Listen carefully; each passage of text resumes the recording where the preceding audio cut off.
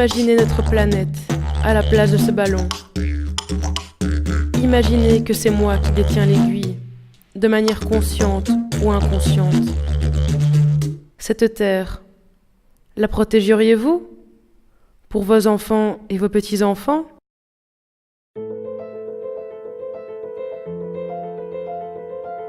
Je me rappelle cette scène, gambadant un jour d'été à la plage.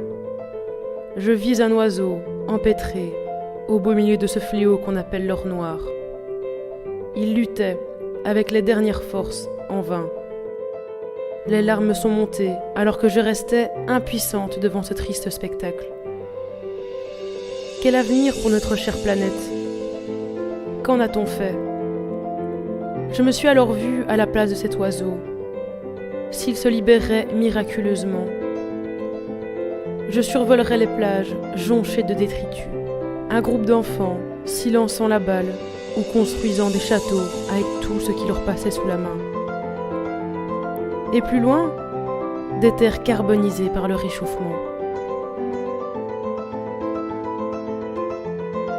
Puis passant des fjords en Islande à New Delhi, je parcourrais une ville surpeuplée dans laquelle s'entassent les habitants, au milieu d'une vaste décharge.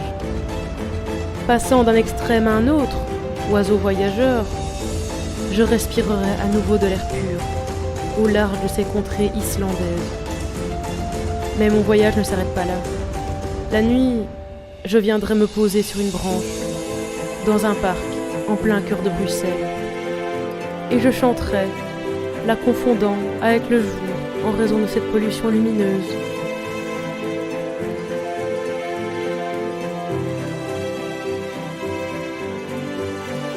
Épuisé, je reprendrai mon périple long et lent, à perdre haleine, découvrant des espaces champêtres dans lesquels les humains versent ce que je pense être de l'eau. Naïf que je suis.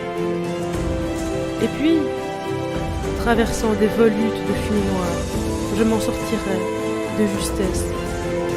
À travers cette forêt d'usines, je volerai au-dessus de vous, vous, suivant votre train-train quotidien.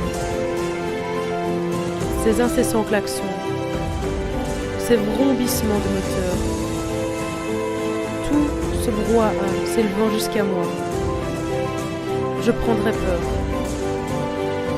Fuyant toutes ces pollutions, je ne saurais plus où aller, au bout de mes forces. Et puis bam, un choc violent me transperce de plein fouet. Je finis ma chute dans un parterre de fleurs. Il me semble même apercevoir des semblables en faire de même. Un GSM sonna.